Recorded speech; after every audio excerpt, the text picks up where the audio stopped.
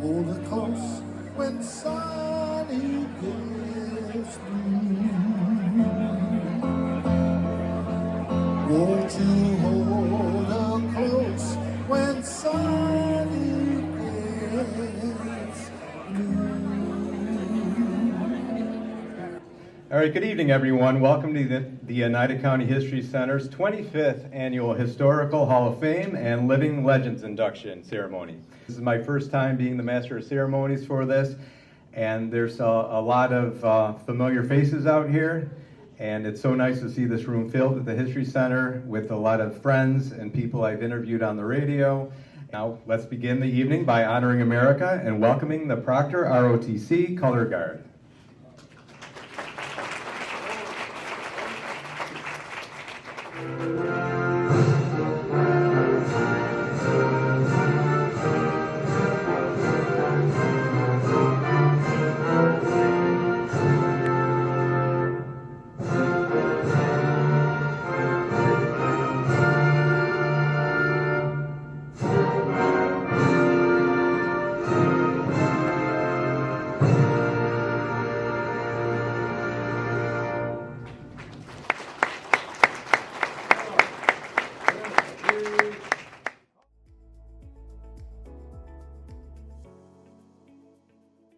Sophia Derbyshire Bagg was a pioneering champion of social welfare in early Utica, especially for women and children. She leveraged her status to drive charitable initiatives, notably founding the Female Society of Industry in 1819. The need for social services was apparent. The Female Society of Industry aimed to support poor women and raised funds for an orphan asylum, which later became a children's hospital. Olympian Irving Baxter was an extraordinary figure from Utica. Born in 1876, he graduated from Utica Free Academy in 1895 before heading to Trinity College in Hartford, Connecticut. There, he became a standout track and field athlete, winning the U.S. National Championship in the high jump in 1897. Baxter gained international acclaim in the 1900 Summer Olympics in Paris, where he competed in 5 events. His remarkable performance earned him gold medals in both the high jump and the pole vault, along with silver in the standing high jump, standing long jump, and standing triple jump. Antal Csicsátka was a Hungarian-American electrical engineer and inventor, often called the father of modern radio. His groundbreaking work in FM transmission profoundly impacted how we listen to music. Recruiters from General Electric recognized his talent and offered him a position at their radio receiver plant in Utica. Every time we listen to the rich, beautiful sound of music on the radio, we're enjoying the results of his genius.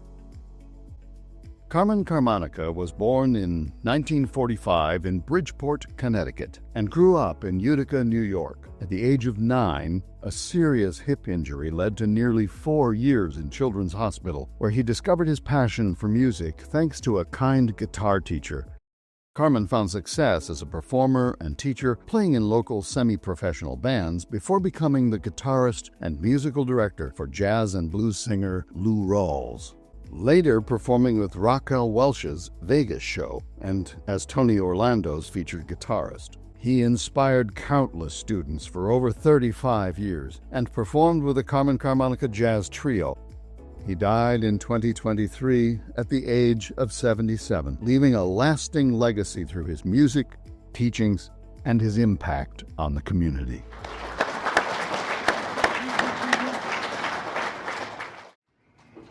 Now we'd like to begin the Living Legends inductions with those of us who are here today, and all 4 of you. And we will begin with Mike DiMeo of New Hartford. Come on up, Mike.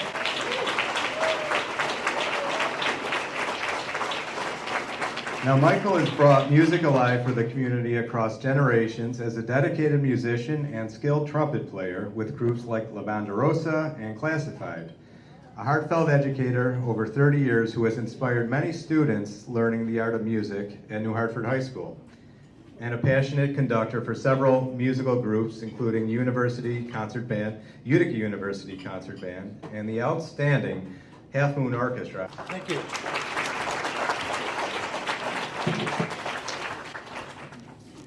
Thank you so much. I have to tell you, I really struggled with what to write. I have so many people that have been involved in my life, so many people I want to thank, so many wonderful experiences that I've been blessed to have, that I really didn't know how to get it into just 20 minutes. I have 20 minutes, right? Okay. You know, there's a saying that those who can do and those who can't teach. I've always resented that, and I think I've made it my life's work to make that incorrect. Thank you all for being here from the bottom of my heart. Thank you all. Thank you.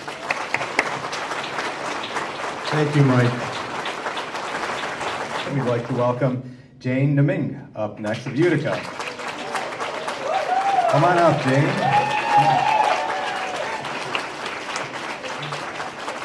Now, Jane is a dedicated educator and a visionary youth advocate, and she founded the Thea Bowman House in Utica in the 1990s and has served as its executive director for nearly 30 years, where they support hundreds of disadvantaged children daily by fostering a community of diversity, acceptance, and most importantly, unconditional love. Jane Domingue.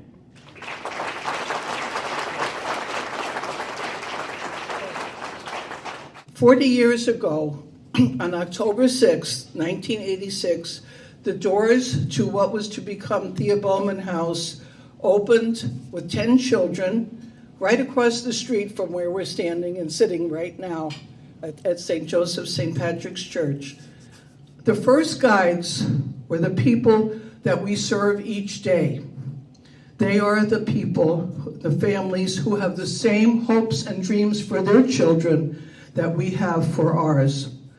But there's one person here too, in addition to anyone else, that when this award was first announced, everybody said, "What about Sandy?" Sandy Wright has been with us from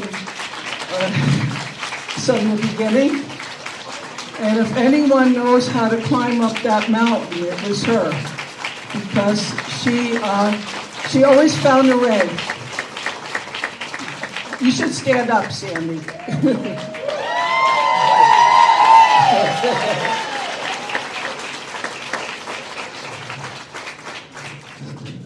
Over the years, there's just been so many stories of the children bring back to us.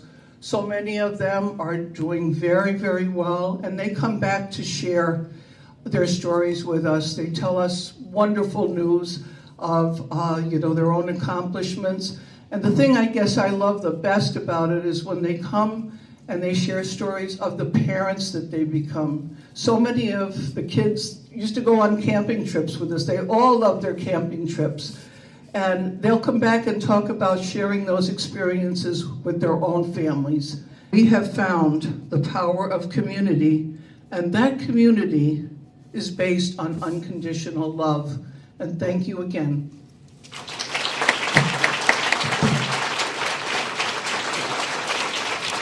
Jane Domingue, everybody. Thank you. Congratulations. All right, thank you very much. Watch your step. And our next living legend, Dr. Andrew Drozd of Rome. Better known as Andy. Come on up, Andy. And don't let his name fool you. Andy is the smartest Andy I've ever met. Dr. Drozd has elevated his background in physics and engineering to help enrich our community with the mutual benefit between science and humanity. Andy began at the Rome Air Development Center, then as an electromagnetic compatibility test engineer. I had to look that up, what that is, so Google it later. For General Electric, before founding Andro Computational Solutions in 1994, with a focus on secure communications and artificial intelligence. That's very important in this new generation coming up. Responsible for more than 20 patents, Andy has co-founded multiple ventures and established the Project Fibonacci Foundation in Rome to help prepare a skilled workforce among many young scholars in the community, and something we've talked to Dr. Drozd on our show about, and wonderful work that you're doing. So congratulations, Dr. Andrew Drozd. If you'd like to say a few words. Thank you so much. Standing here tonight as one of the 2025 living legends of the Mohawk Valley, I am in good company and among giants in the community. You've heard some of the stories just now. They're incredible, and more to come. I also point out I'm probably the second best dressed guy who's wearing a turtleneck tonight, right after Oneida County Executive Tony DeCenti. I think we both shop at Ava Tulos, if I'm not mistaken. It's both a humbling and a deeply meaningful experience. Now, I proudly say I am an immigrant, am a naturalized citizen who has achieved the American dream. This is true. I'm hoping there are no ICE agents here in the audience. I've been nurtured by really a great family and a community. I was brought up to understand the importance of community, family, hard work ethic. So that's been ingrained in me. That's in my DNA. And I always wanted to give back and pay forward. That's kind of the way I live. I really do. And I think my family will attest to that. So when I founded Andro Computational Solutions in 1994, it was never really just about science and discovery and mathematical algorithms. It was kind of about people. I tell my staff that everything that we do is about helping the nation, about helping your community, about helping the warfighter, the soldier, the person who's out there fighting for our freedom. This is really, really, really true, and we are doing everything we can to support them. It's about giving our community a seat at the table in the nation's evolving story of science, technology, and innovation, and to help our military and national defense. That's what we do. Through our research and development in wireless communications, command, control, cyber, and computing, we've helped bring advanced technologies to life right here in the Mohawk Valley. That's part of what I always wanted to do, is do something great surrounded by great people, a great staff that can help us to innovate, change the world, and do something really powerful and impactful within the Mohawk Valley. Think about that. Silicon Valley, Mohawk Valley. We can be better than that. We can be more powerful than that. And that's what we're trying to do in our little ways, in our iterative ways. Our team has contributed to national defense, the fusion of wireless and artificial intelligence, and the protection of our digital future, while generating local jobs and industry and academic partnerships. We love to do that. It's not about just being a silo. It's about really working with other people, other organizations, other experts, people that can teach you, and you can share that knowledge and enrich the organization and enrich the community. The patents that we developed in areas like signal processing and intelligent wireless systems represent not just technical milestones, but a commitment to excellence that has allowed this region to punch well above its weight in the global innovation arena and economies. Every line of code that we've written, every test that we've done in the laboratory, every late night that I've spent at Andro over the years, and my staff too, it's all been in the service of building something that elevates both our nation and our hometown. Always think of that. It's about serving the bigger purpose, but it's also serving the local purpose. That kind of return on investment cannot be captured in a ledger. That's something that's invaluable and cannot be calculated. I've always said that the Mohawk Valley is more than just a dot on the map. It's a proving ground for ideas that can change the world. So finally, my gratitude to the people of the Mohawk Valley, you folks here tonight included, of course, for your faith, your friendship, and your shared vision of progress. Let's keep writing history together, one innovation, one young person, and one good idea at a time. Thank you.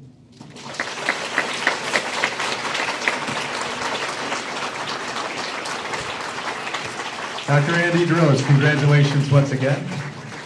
Exit stage right.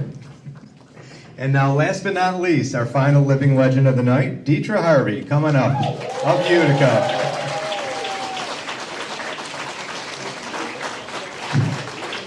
Now, Dietra is a dynamic community leader, problem solver, mentor, and an unwavering humanitarian for the Mohawk Valley, whose reach has spanned across local government, nonprofits, the arts, and grassroots community support.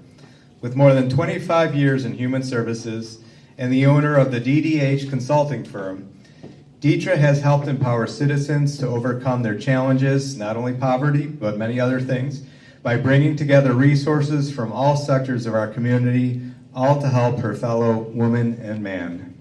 Congratulations, Dietra. Thank you. So, a few weeks ago, I opened up an email from Rebecca, and I read what she said. You have been nominated as a living legend. I read the whole thing, and I turned away. I went back and I read it again. And the third time, I said, Jesus, this thing reads the same way for 3 times. So I guess this must be real. Then I shut the computer off and waited 2 days before I responded to Rebecca. I've been very fortunate to have the support of family and friends, many who are here tonight, to have shepherded me along the way. It hasn't always been easy, nor has it been fun. But I have to tell you, it's all been worth it. It's just simply worth it when we show up for each other. So legacy to me means that you've had an impact. And I believe that we're all born with legacy. We all have a bit of legacy on the inside of us.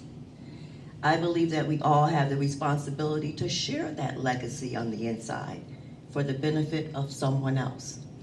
So as I, think about my life and all the many things that I've had the opportunity to do, I still think my best title is the world's best cheerleader. Because if you have something going on and you need my help, who's going to show up? That's me. That's me. I am your right wing and your left wing. And being the left wing and the right wing, I've also learned to be the lead. So I've learned a lot along the way. I am privileged to serve. I believe that's my mantle in life. I believe the benefit is that I get to show up for committees and boards, and I get a college education for free because you're surrounded by such talent, right? Diverse education, diverse experiences. When we're sitting around the table together, making things happen together, the beauty is that the impact is also mine.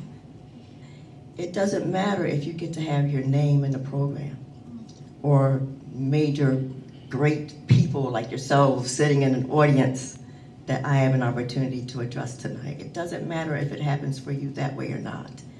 It only matters that we do it. But I want to say thank you to the History Center. Thank you to the person who nominated me. Thank you all for being here, those who've supported this nomination and my acceptance. It's my privilege and honor to serve this community, and I will do it with every breath that I have because the legacy continues. Thank you.